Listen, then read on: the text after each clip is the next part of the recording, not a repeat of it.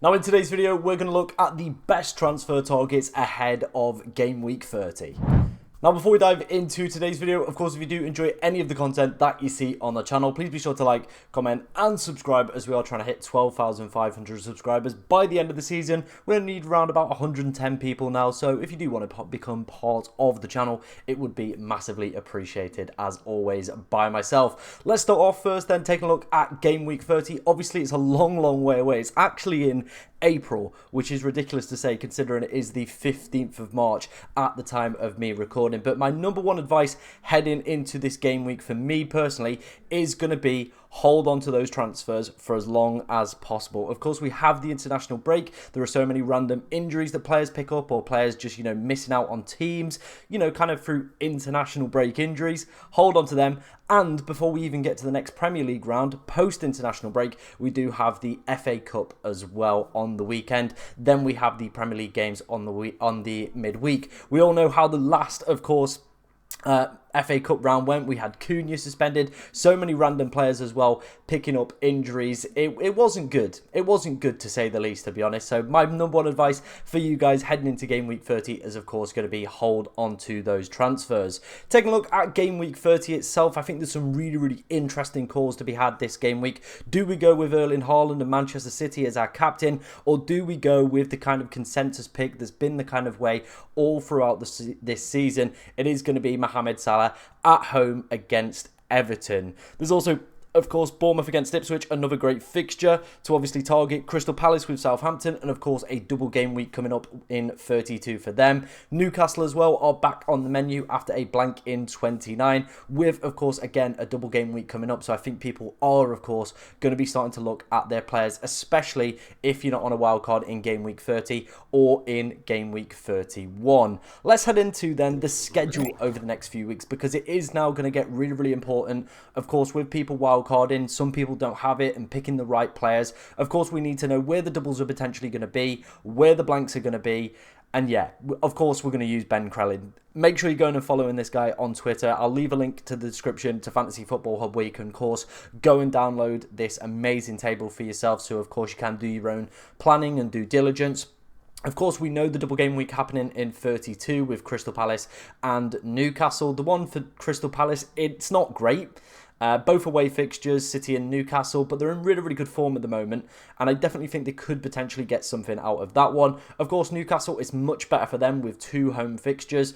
Obviously, Manchester United, pretty kind of hit and miss at the moment. You don't really know which way they are going to go. There's actually potential for a back-to-back double game week for Crystal Palace, as you can see here. It's not plausible. It's not one of the big ones. There's probably between a 20 to 40% chance, as you can see here, but definitely maybe worth some consideration if you've not got that wild card in the back pocket to, of course, potentially get yourself out of danger there. It's looking very likely that we are going to have a double in 33 for City and Aston Villa. So, of course, again, if you've not got the wild card, it's definitely looking plausible to go and attack these teams, especially if you've got that free hit in the back pocket as well. You can then obviously avoid them in game week 34. We can see some other potential doubling teams over the next few weeks: Fulham, Brighton, West Ham, Southampton, Bournemouth, Arsenal and Manchester United. There's some other potential doubles, as you can see a little bit later in 36 for Brentford, Forest, Tottenham and Wolves. That pretty much leaves then, Liverpool, there's a slight chance they could get a double, but obviously circumstances do depend on that.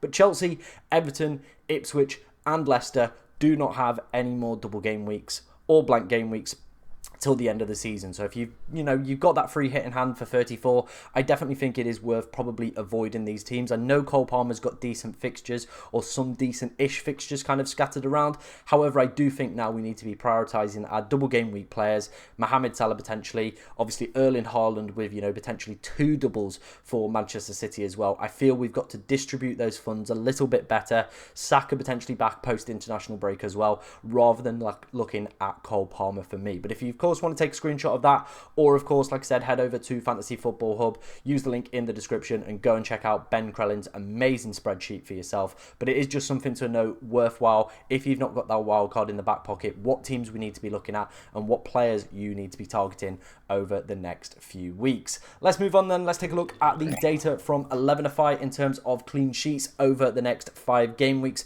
As you can see, Arsenal's numbers looking really strong across the board. If they were to get a double in 33, That would definitely help their case as well. But still, even really, really good numbers for them. Liverpool and City as well. Definitely if City get that double in 33 confirmed, I think a lot of people are going to be, of course, switching to Gvardiol. They've got that new defender, Kusen.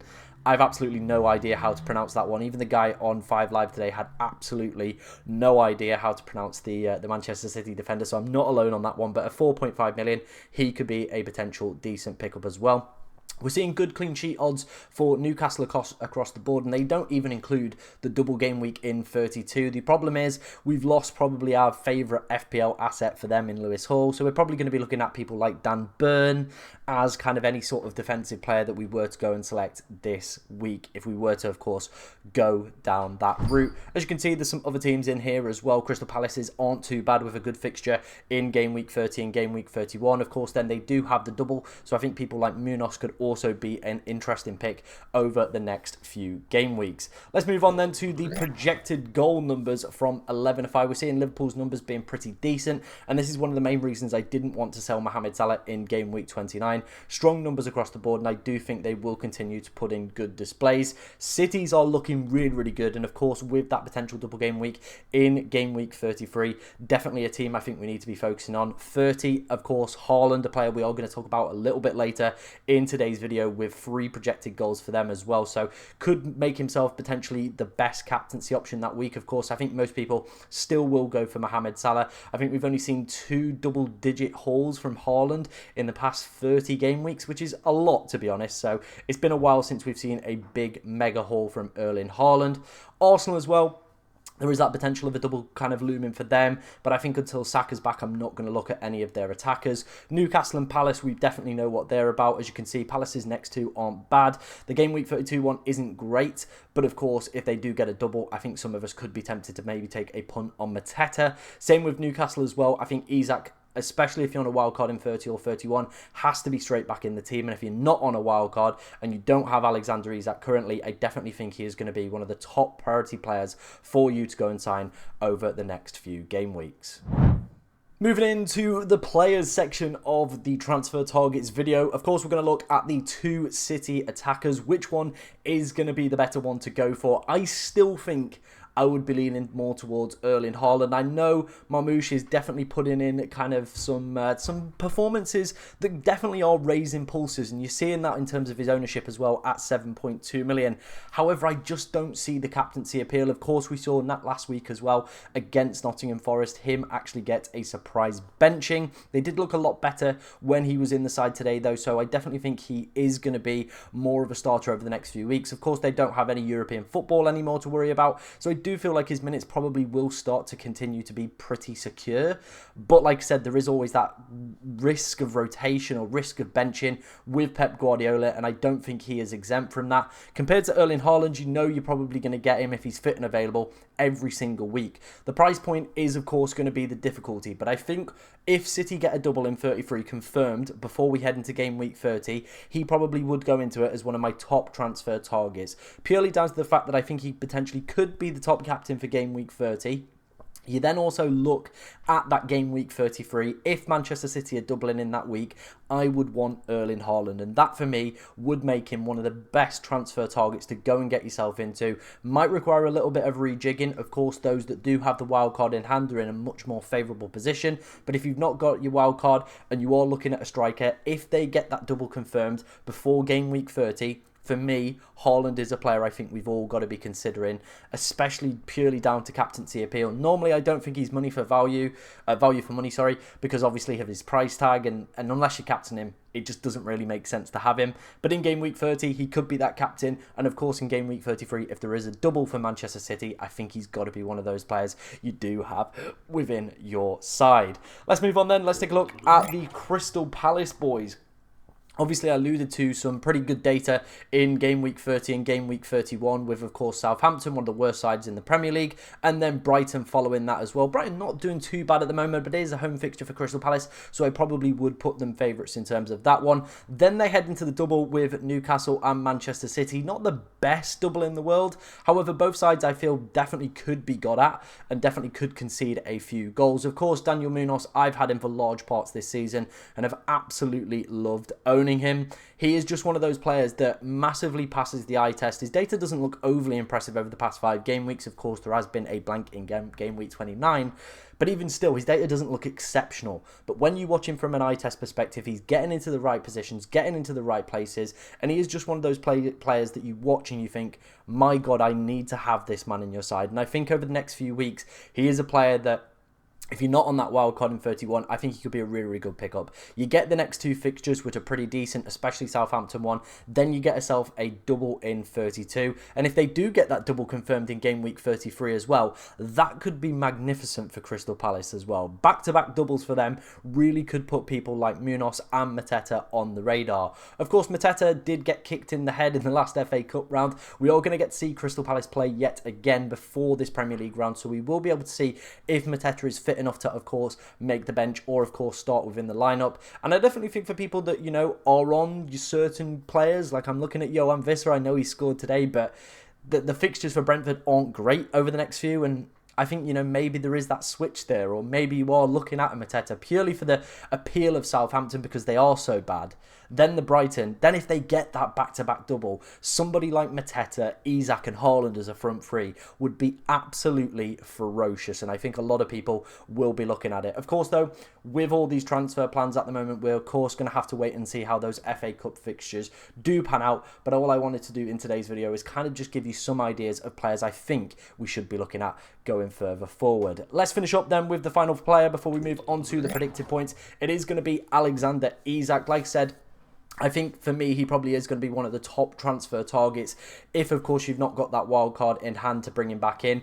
Brentford, one of the worst sides for XG conceded this season. Same with Leicester, same with Manchester United. Crystal Palace are probably the only exception within that bracket as well. You're getting a double game week, and I feel like if you've got the triple captain left, game week 32 is going to be a prime week with both fixtures at home. Like I said, one of the worst sides for XG conceded, Manchester United. Crystal Palace obviously massively improved second half of the season under Glasner, but you're getting a Leicester and a Brentford in there. I think this one, to me, feels like an absolute no-brainer. Of course, if you've taken him out of the team this week, you want to get him back in for the following week. I honestly don't blame you. The fixtures are great, a double game week as well, and we all know what Alexander Isak is capable of. I think this next year is going to be probably around 10.5, 11 million. That's how good he's been this season. The fixtures, like I said, are absolutely stupendous as well from an attacking standpoint. The only thing I would say is, of course, no Anthony Gordon, no Hall. Maybe that isn't going to impact the overall creativity of Alexander Isak. We're going to have to wait and see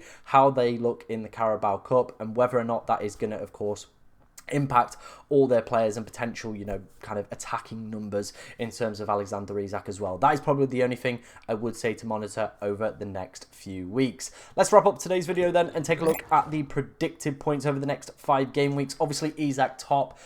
I 100% see why. You're getting the double game week in there. You've got a decent fixture against Brentford and, of course, Leicester as well. That one makes complete sense to me. Haaland also flying up there as well. We're also seeing Saw and Mateta. I think Saw as well could be a decent option, of course, if you are maybe looking to replace somebody like an Anthony Elanga next week, if you went for the punt on him, or, of course, Hudson-Odoi or Gibbs-White. There is always that in the back pocket. Maybe you've still got Ahmad, or maybe you've got Rodgers as well. They could be nice switch-ups as well. Jacob Murphy, a lot of people are looking at him as well, of course, with the good fixtures coming up for Newcastle United, with the double game week in hand as well. A player that I think a lot of people potentially will be sort of kind of looking at over the next few weeks as well.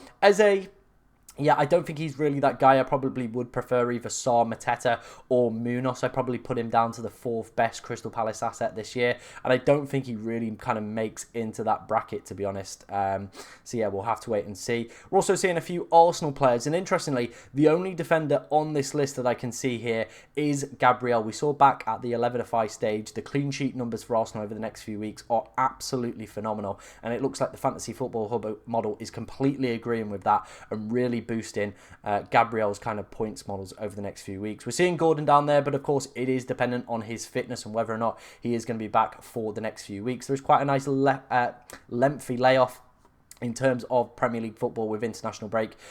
So yeah, maybe he could be back. And if he is back, again, I think he's going to be a very, very popular player in demand. That finishes up our transfer targets for today's video. Of course, if you do enjoy any of the content that you see on the channel, please be sure to like, comment and subscribe. And good luck in Game Week 30.